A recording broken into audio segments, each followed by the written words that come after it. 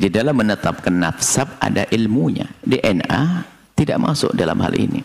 Pembahasan-bahasan seperti ini. Urusan nasab jangan dihubungkan dengan urusan DNA. Kalau nasab sudah ada di dalam Islam, hati-hati. Bahaya sekali nanti. Sebab kalau DNA itu nggak kenal akad nikah. Biarpun nggak nikah, DNA bisa saja nyambung, nggak ada pernikahan. Sementara di dalam Islam ada namanya pernikahan yang sah. Bani Wazir yang kemudian disingkat menjadi Bawazir. Bawazir itu bukan klan sembarangan dan terbukti kalau bahasa sekarang haplogrofnya itu J. Sama dengan Ismail, sama dengan Ibrahim. Sama dengan Nabi Tetapi Muhammad. tidak pernah mengekspos diri sebagai keturunan Nabi Shallallahu Alaihi Wasallam, tidak membanggakan nasabnya. Tetapi sudah terkonfirmasi itu. Ada yang tes DNA ya? Ya sudah. Makanya menentukan nasab adalah dengan istifadhah. Misalnya di kampung itu sudah didengar bahwasanya si A anaknya si B. Sudah. Jangan banyak tanya. Selagi orang ngomong itu anak saya, benar anakmu? Iya, selesai. Jangan sampai ada gerakan, ini ada gerakan di kampung ini adalah penentuan nasab. Jangan-jangan salah ini DNA. Bahaya itu.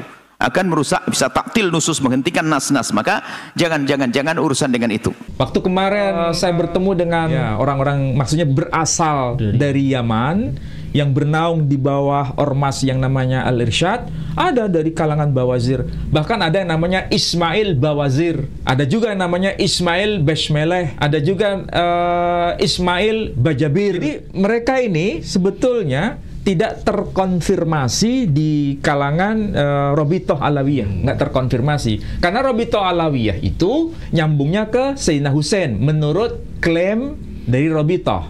Atau mungkin masalah wati syubhat dan sebagainya, masalah ilhaqun nasab itu karena penyambungan nasab. Yang jelas DNA tidak bisa, dan itu bahaya sekali. Wah, ini bisa merusak, naudzubillah, bisa menjadikan orang meninggalkan syariat gara-gara ini. Belum lagi masalah DNA itu sudah kita putus, nggak boleh, nggak ada. Penetapan nasab dengan DNA sudah selesai. Wajar kalau Bawazir gak dimasukkan ke situ, bahkan tidak dianggap sebagai keturunan Nabi. Kalau Bawazir nyambungnya ke Sayyidina Hasan. Oh, Hasan. Bukan Sayyidina Husain. Dan itu terkonfirmasi, jelas itu. Dan sudah ada tes DNA. Haplogripnya J1. Tapi uniknya tidak pernah menarasikan di ruang publik. Dan itu saya kira patut kita hargai. Karena bagaimanapun juga keturunan Ismail, keturunan Nabi Ismail, keturunan Nabi Shallallahu Alaihi Wasallam sampai ke Indonesia.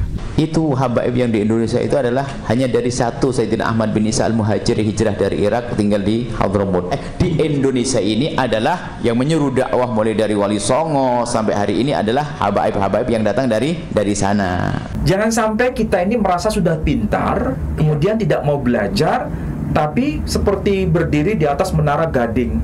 Ini yang bahaya. Menang-menangan. Umat ini sekarang harus dicerdas. Jangan sampai bangsa kita ini hanya karena kepentingan sesuatu yang tidak jelas, kemudian hal-hal yang sifatnya tradisi akademik ini menjadi buyar. Lah model manusia begini loh penghancur kerusahaan, muat kerusahaan.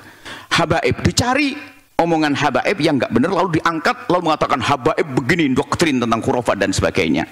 Kami belajar dengan habaib. Anda pun juga melihat apakah saya menghadirkan khurafat? Ini loh penfitnah, pengen menanamkan kebencian. Sudahkah kita ini bekerja keras untuk mencari data sebagai seorang akademisi? Bukan menebarkan kebencian, bukan menebarkan perselisihan, bukan membuat umat semakin gaduh. Ini secara umum segala nasab, kalau satu kelompok yang menisbatkan bahasanya dia punya nasab kepada orang tertentu, Anda tidak berhak untuk otak-atik. Ini siapapun nasab ke siapapun, apalagi kepada baginda Nabi SAW. Saya berharap orang-orang Indonesia itu mulai mentradisikan untuk membaca buku-buku yang sifatnya itu bukan bahasa tausiah, tapi bahasa riset. Bahasa riset itu penting, karena umat kita ini jangan sampai hanya sekedar bahasa persuasi, tapi bahasa argumentasi. Bahkan dikatakan, para imam mengatakan kalau ada sekelompok orang Anda mendengar, mengetahui dari keluarganya mengatakan bahasanya dia punya nasab pada Rasulullah, cukup Anda percayai. Jadi pada abad keempat, 5, 6, 7, 8 tidak ada informasi apapun berkaitan dengan sosok siapa yang bernama Ubaidillah itu. Apakah anaknya Ahmad, Imam Ahmad atau bukan? Itu yang dituntut sebetulnya untuk mencari data itu. Dan itu saya kira sudah fix sebetulnya. Memang belum ada ya belum ada sekarang ini yang bisa menghadirkan bukti validasi itu. Tolong Anda tidak usah bergeming. Pokoknya dia sebut satu kelompok dimanapun Anda menemukan, jika kelompok itu masyhur di kalangan keluarganya, dia punya nasab sampai Nabi Muhammad, cukup Anda percaya. Tidak usah Anda otak-atik. Masalahnya jangan sampai terjadi arogansi dan jangan sampai ada terjadi kapitalisasi nasab. Kalau terjadi kapitalisasi nasab, itu justru bukan mencerdaskan umat, membodohi, tetapi semakin membuat umat ini tidak cerdas. Itu problemnya. Bahaya orang otak-atik nasab itu. Dan itu tidak harus sampai derajat 100%. Karena 100% itu gimana sih mempercayai nasab 100%? Kecuali Anda lihat waktu hubungan suami istrinya waktu kelahirannya. Nah, sekarang kewajiban dari Bani Alawi yang disebut para habaib itu harus kalau bisa mencari dokumen bahasa Arabnya, kitab-kitab Arab yang tua itu dicari untuk bisa tahu itu ada kelemahan atau tidak. Kalau nggak menguasai bahasanya mana mungkin.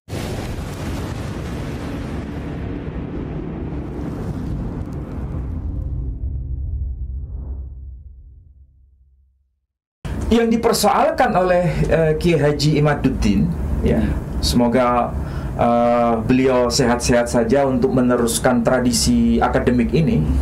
Dan saya kira saya melihatnya ini memang concern dengan keilmuan, ya. Dan beliau juga sibuk untuk mencari data. Ya. Apakah data ini bisa ditemukan supaya bisa nyambung nasabnya kepada Rasul Shallallahu Alaihi Wasallam. Oke, yang menjadi catatan awal bahwa problem mengenai tokoh yang bernama Alwi atau Alawi itu kan nyambungnya nasabnya kepada Ubaidillah, ya, Ibn Ahmad, Ibn Isa Al-Muhajir, nyambung sampai ke atas Imam Ja'far Shadiq, kemudian Imam Muhammad Al-Baqir, kemudian nyambung kepada Imam Ali Zainal Abidin, kemudian nyambung kepada Imam Husain Ibn Ali, kemudian nyambung kepada Imam Ali ibni Abi Thalib, dan nanti nyambungnya kepada Rasul Sallallahu Alaihi Wasallam melalui Sayyidah Fatimah Az-Zahra. Jadi nasabnya nyambung. Kalau kepada Nabi Muhammad Sallallahu Alaihi Wasallam pasti nyambungnya kepada Nabi Ismail. Iya. Jadi ini sama-sama Bani Ismail sebetulnya. Iya. Bani Jawa itu ya keturunan Ismail, kemudian Bani Alawi ya keturunan Ismail. Cuma masalahnya harus pelacakan ini harus dicari. Nah, masalahnya yang dipersoalkan itu keturunan Alwi atau Alawi, nama keturunannya disebut Bani Alawi, itu kalau dihubungkan nasabnya kepada Ubaidillah, kemudian disambungkan kepada Imam Ahmad, itu nggak nyambung menurut penelitian dari Kiai Haji Imaduddin itu. Masalahnya dokumen yang menyebut nama Ubaidillah atau menyebut nama Abdullah, kadang ini diperselisihkan namanya itu Ubaidillah atau Abdullah. Kalau namanya Abdullah itu pertama kali muncul dalam kitabnya Al-Jundi, dan beliau wafat itu tahun 730 Hijri.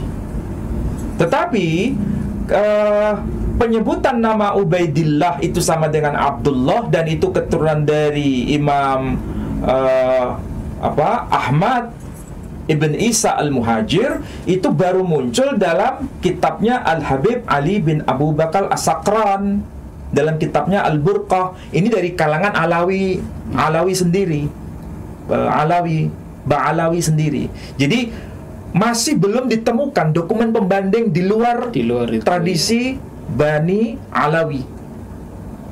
Ini PR bagi saudara-saudara para habaib untuk melacak data itu. Data ini harus ditemukan. Sebagaimana orang Jawa tadi, cari itu data yang disebut kitab Miladun Nurain. Sama-sama ya? Sama harus mencari. Harus mencari. Yeah. Karena terjadi kekosongan informasi itu hampir selama 550 tahun. Padahal Imam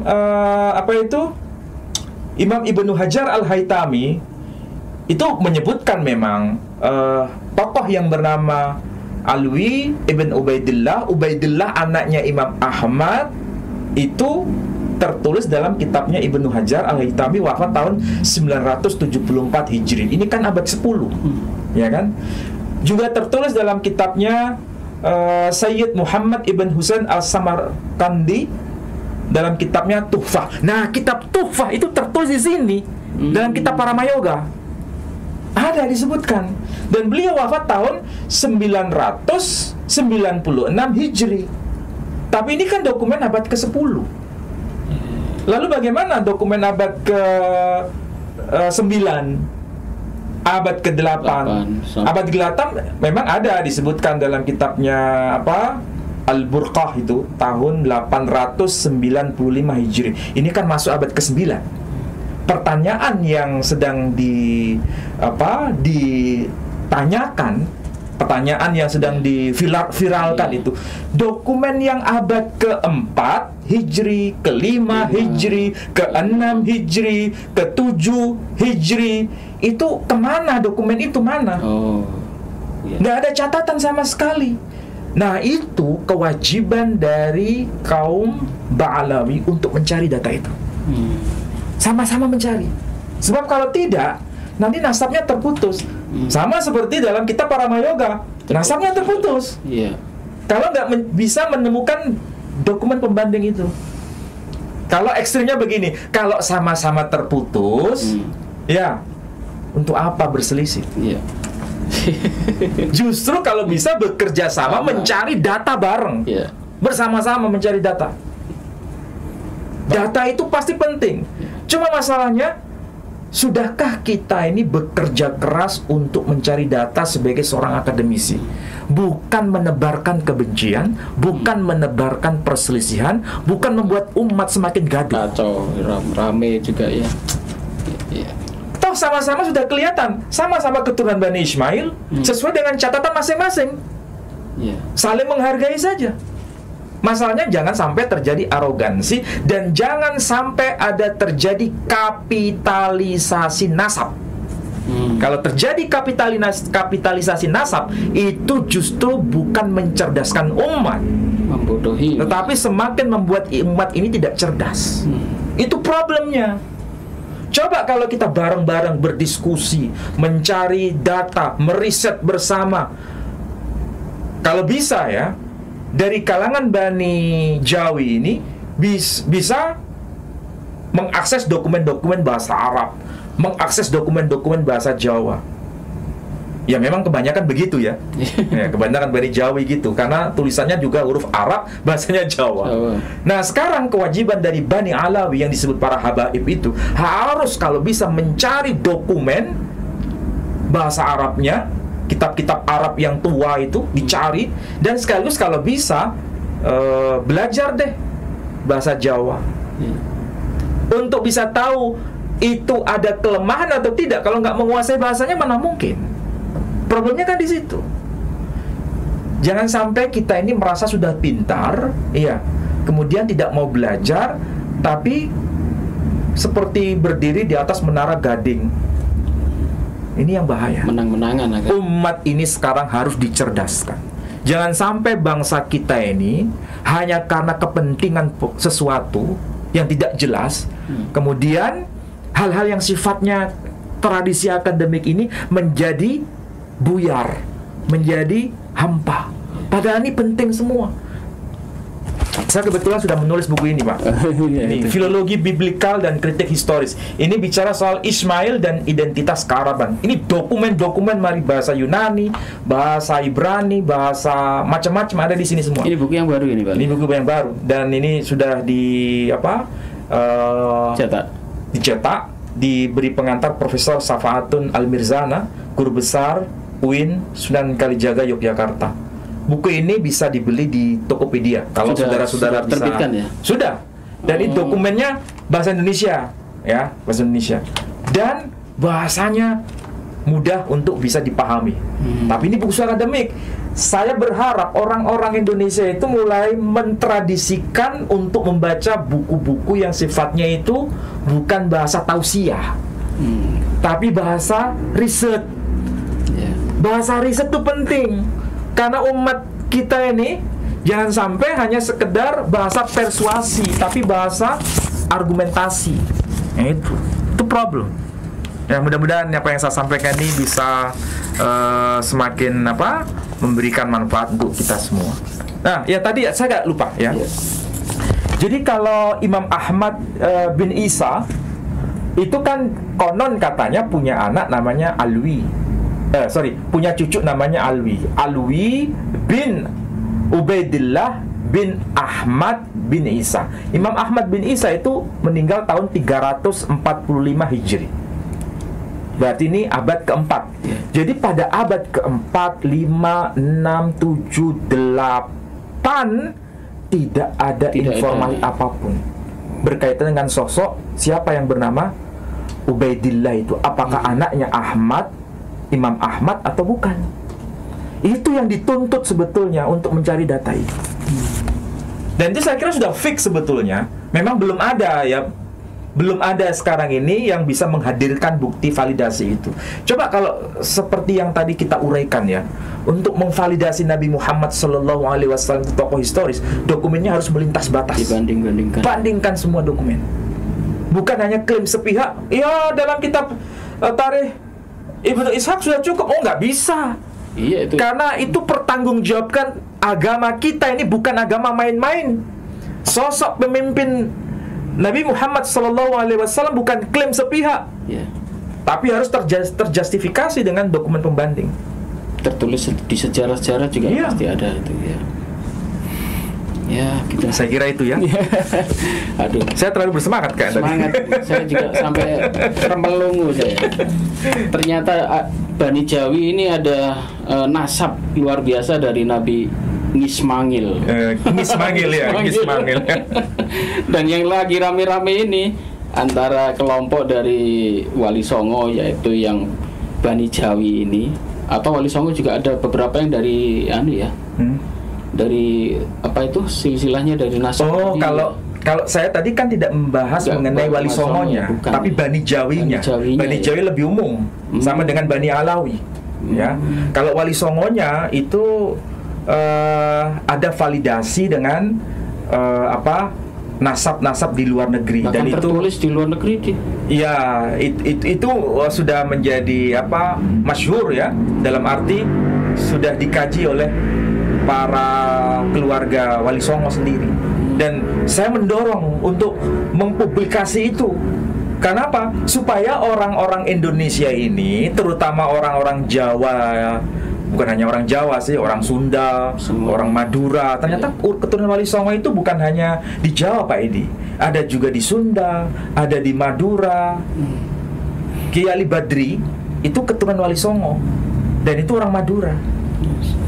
Kemudian yang ada di Aceh, yang ada di Patani Thailand, itu semua menyebar ke situ. Semua ada catatan-catatannya.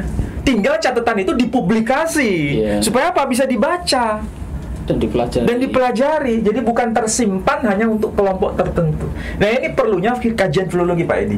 Filologi itu menghadirkan manuskrip yang hanya tersimpan, dibuka kepada publik supaya bisa diakses. Sama dengan Rabithah Alawiyah juga begitu, harus dibuka. Sebab kalau nggak dibuka akan menjadi misteri. Bukan eksklusif ya, harusnya umum gitu. Iya, maksud saya sekarang ini, cobalah semua buka-bukaan data. Semua duduk satu meja, jangan sodorkan ego masing-masing. Jangan debat ya. Kalau debat akademik nggak masalah, Pak Edi. Debat akademik itu berdasarkan hujah dokumen, tapi bukan berdasarkan emosi. Pakai ayat. Kalau nggak percaya sama saya, pakai ayat. Nggak bisa, nggak boleh begitu. Harus pakai data. Jadi dari sini nanti saya berharap mungkin bisa membantu ya, apa yang saya sampaikan dan kita bahas hari ini bisa membantu untuk semakin mencerahkan kedua belah pihak. Bukan malah memperkeruh. Tapi mencairkan. Oh, ternyata orang Jawa itu ada kaitannya dengan Ismail. Ya. Iya. Mau lepas percaya atau tidak, tapi catatan itu dalam dokumen ada. Dan itu menjadi sebab kenapa orang-orang Jawa itu bisa menerima Islam sebagai agama. Makanya kemarin waktu Joko Tingkir dibuat mainan lagu-lagu itu ya kita nggak terima. Iya, nggak terima karena itu sama dengan melecehkan dari tokoh Sadah. Ini tokoh Sadah. Sadah itu apa? Sayyid dari keturunan Nabi Shallallahu Alaihi Wasallam. Dari kalangan non Ba'alawi. Ya. Tapi Sadah. Beda ya Pak Edi. Alawiyin itu maksudnya keturunan Sayyidina Ali bin Abi Thalib melalui Sayyidah Fatimah Az-Zahra, berarti ini keturunan Nabi Shallallahu Alaihi Wasallam. Makanya disebut Alawiyin. Itu bisa dari jalur Imam Hasan, bisa dari jalur Imam Hussein. Cucunya Nabi itu kan dua, Imam Hasan dan Imam Hussein. Nah, semuanya disebut Alawiyin. Nah, kalau disebut Bani Alawi itu keturunan Alwi yang konon katanya keturunan Ubaidillah, keturunan dari Imam Ahmad, keturunan ya Imam Ahmad bin Isa Al-Muhajir, sampai nyambungnya ke Imam Ja'far As-Shadiq sampai kepada Imam Husain bin Ali. Jadi ini hanya kelompok kecil Bani Alawi ini, tapi kalau Alawiyin itu keseluruhan Nabi. Jadi kalau Wali Songo masuk kemana? Alawiyin.